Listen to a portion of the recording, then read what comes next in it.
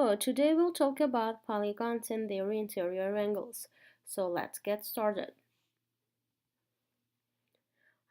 After this lesson, you should be able to define a polygon by giving its characteristics. While exploring different types of polygon, you should be able to analyze the relationship between number of sides and sum of angles. Lastly, you should be able to come up with a formula that can be used to find the sum of angles in many-sided polygon. You may have seen simple polygons such as triangles, rectangles, trapezoids, and pentagon in previous math classes. For a geometric shape to be a polygon, it has to have certain characteristics. Firstly, polygons are made by straight lines. Secondly, polygons are enclosed shapes. And lastly, polygons are flat shapes, which means that they are in two dimensions. Polygons are all around us. They are broadly used in architecture such as in buildings and sculpture. We also see polygons in nature. For example, honeycombs are in the hexagonal shape. Sunflowers are in pentagonal shape.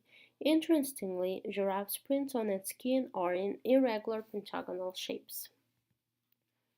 As we said earlier, polygons are two-dimensional enclosed shapes made by straight lines, as in visuals on the left side of the screen. Non-polygons are shapes that doesn't satisfy the above-mentioned characteristics. For example, a half moon is not a polygon because it's made by curved line.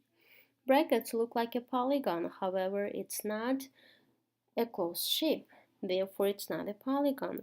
Lastly, semicircular rectangle is not a polygon because one end is made by curved line. If you want to check your understanding of polygons, click or copy-paste the link below and play the interactive game. The web page should look like this. Now let's explore some polygons. As I navigate and show you different polygons, I want you to record the number of sides, sum of angles, and number of triangles that we can fit in any polygons. So here we have a triangle. Each side and angles are in equal measurements, but you can drag one vertex and change that triangle in other different types. However, the only thing that is not being changed is the sum of angles, which is 180 degrees. Now let's take a look at quadrilaterals, which are four-sided shapes. So here we have a regular quadrilateral, meaning that all four sides and all four angles are in the same measurement, and the sum of interior angles add up to 360 degrees. Again, we can change this regular polygon by dragging and moving one vertex to any place. Again, the sum of interior angles is staying the same, being 360 degrees. Let's take a look at pentagon with 5 sides. The sum of interior angles is 540 degrees. Next, we have a hexagon with 6 sides. The sum of angles add up to 720 degrees. Again, we can change that regular hexagon to irregular hexagon by moving the vertex to any place. As you can see, as I move and drag the vertex, the only thing that is not being changed is the sum of angles. Next, we have a heptagon, a 7-sided polygon. The sum of angles add up to 900 degrees. And lastly, we have an octagon with 8 sides, and the sum of interior angles is 1080 degrees.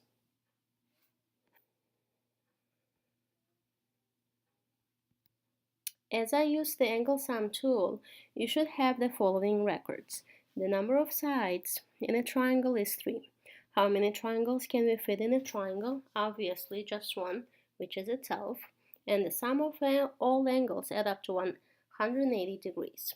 For quadrilaterals, such as rectangles, squares, kites, rhombus, the number of sides is 4. If we draw one diagonal from one corner to the opposite, we can fit 2 triangles, and the sum of all angles is 360 degrees. For pentagons, number of sides is 5. we can fit 3 triangles. The interior angles add up to 540 degrees. At this point, some of you can see the pattern in the numbers and expect what is next. One can just draw the polygon and triangulate it to see how many triangles can fit in. However, drawing method can be time-consuming and hard when number of sides are more than 8 or 10. Therefore, let's come up with a formula that can be used to find the sum of interior angles for any given polygon. Take a look at number of sides and number of triangles row. Have you noticed any relationship? What is the difference between number of sides and number of triangles? As you can see, every time the number of sides were reduced by 2 to get the number of triangles. Then if we have n-sided polygon, then the number of triangles will be n minus 2. Remember, triangle's angle sum is 180 degrees. So if we multiply n minus 2 by 180 degrees, we can get the sum of interior angles for n-sided polygon.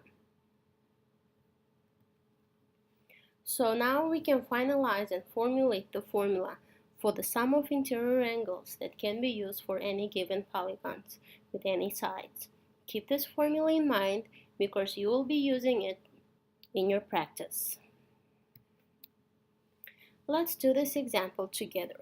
We need to find the sum of interior angles of a 25-sided polygon. There are 25 sides, therefore n is equals to 25. Remember the formula, it's 180 times n minus 2. If we do the substitution for n being 25, we'll get 180 times the difference of 25 and 2. The result is 4,140 degrees, which is the sum of all angles in that polygon. Now it's time for your independent practice. Read all 3 questions and find the sum of interior angles. Match the question with the result.